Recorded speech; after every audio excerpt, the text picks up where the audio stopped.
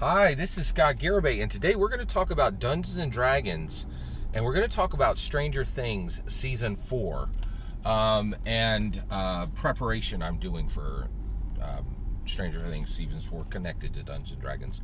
And we're going to talk about the concept, we're going to talk about the mixture of reality and fantasy, IRL and fantasy, and we're going to talk about the mixture of Dungeons and Dragons participation and friendship. Incredibly complicated subject. Let's dive into this.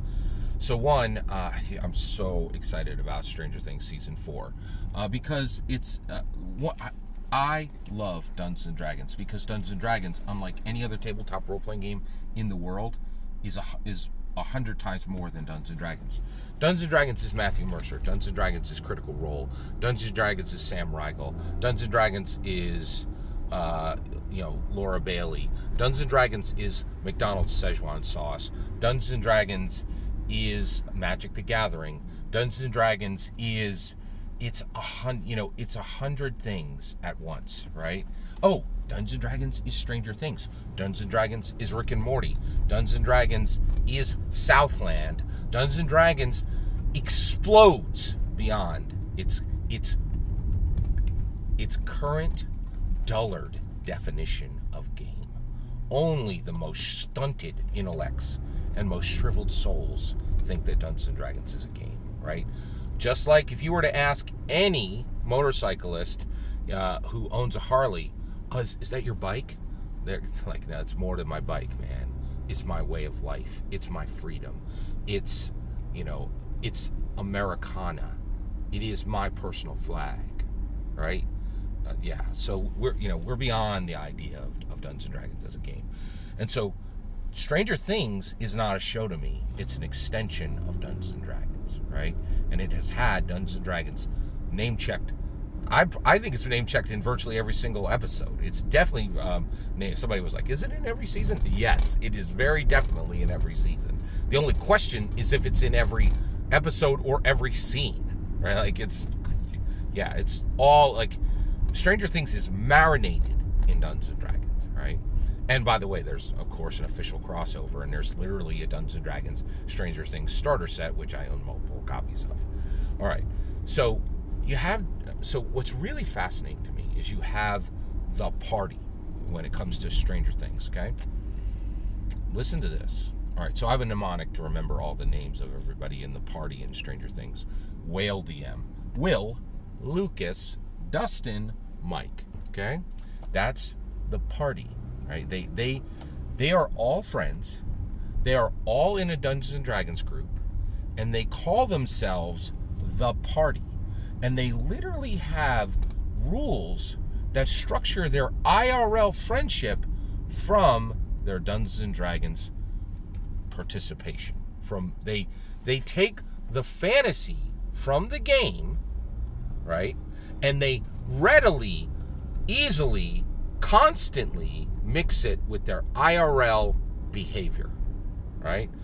Dustin gets Lucas and Mike to squash a beef in their friendship by saying, these are the party rules, and if you don't do this, you're out of the party. Not the friend group, the party, right? And D&D for them is massively more than anything else they deal with, right? They're ham radio fans. They have, they carry radios on their bicycles, right? And they're in a ham radio club, right? But they don't call themselves the Hamsters, right? They all have bicycles, and they ride bicycles constantly, right? And bicycling is the thing they do. They don't call themselves the Bicycle Brothers. They call themselves the party. D&D is more for them than anything else they deal with, right, as a group. It's the central defining activity of their friendship, right? And it's very clear when you watch that if they're not playing D&D together, are they even friends? Right? Like, that if they didn't have this to share, would they even be friends? The question comes forward, right? So get this. For the party, for Will, Lucas, Dustin, and Mike, they readily, constantly mix fantasy with the IRL, with the in real life, right? And what's really fascinating is they and just so you're aware, in the 80s, this was what they were doing was what every single was what the majority of parents were terrified would happen. Absolutely terrified would happen. Right? They didn't want a mixture of fantasy and IRL, but we we now actually live in an upside down world. We very much live in an upside down world. Like, we live in a world where Putin can roll out and our Demdov president doesn't destroy every aggressive unit he has tomorrow. That's an upside down world, right? We live in a world where a long string of numbers is 20 times more valuable than an American gold eagle coin. That's an upside down world, right? We live in the upside down, right? You don't need to go to Stranger Things. We're in the upside down right now, right? And guess where we've arrived, right? In the 80s, people were concerned that D&D players would mix IRL and fantasy. Here's where we are now, because it was dangerous, right? And it was there's a possibility your life would be damaged if you did it. We're flipped. We're in the upside down world, and I'm going to tell you the now reality. If you have played Dungeons and Dragons, right, and you are not readily mixing your IRL and your fantasy, you're in danger. You know what you're in danger of? A shriveled, stunted life, right?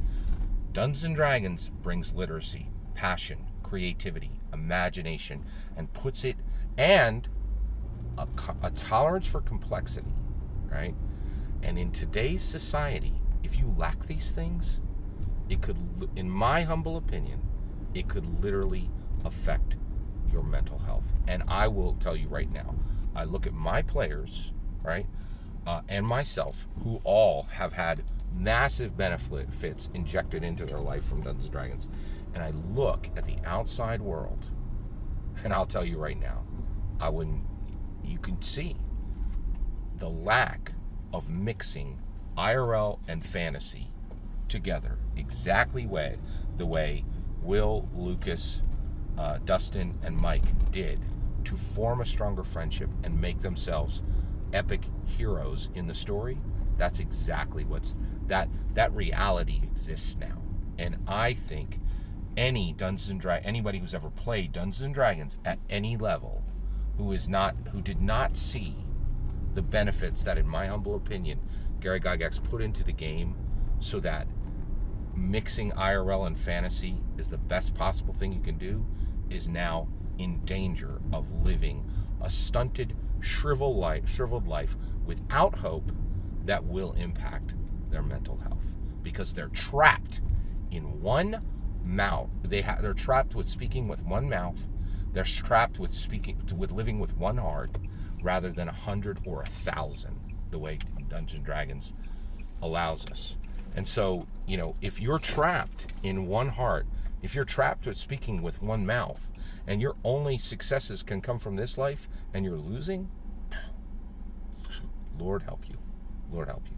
So we've arrived in a world where the mixing of the fantasy and the IRL is necessary, and that you're in danger, in my humble opinion, if you're not, right? And if this seems really outlandish, Dungeons & Dragons is the only place this happened. I want to tell you a quick story about Sesame Street. They went forward and they did a lot of research about Sesame Street, and they said, listen, you can definitely have a show that entertains children and teaches children, as long as you keep the segments separate. You can't entertain them and make them learn and teach them in the same segment. That's dangerous, right? Then they accidentally kept the cameras rolling on one of the actors interacting with the puppet, and the kids were massively engaged, right? And they realized all the benefits that came from Sesame Street was mixing the fantasy and the IRL. And now children today, it would be dangerous to not entertain and teach at the same time. I think most teachers would recognize that, right? That you have to be engaging, and teaching without engagement is frankly dangerous. That's just my humble opinion. I think, in my humble opinion, most teachers would agree with that. We've reached a point where not mixing IRL and fantasy with D&D is dangerous to humans, in my humble opinion. Am I wrong? Let me know in the comments below. Let me hear your humble opinion. I'd love to hear you. Let me know in the comments below. Please consider liking and subscribing, and have a wonderful millennium.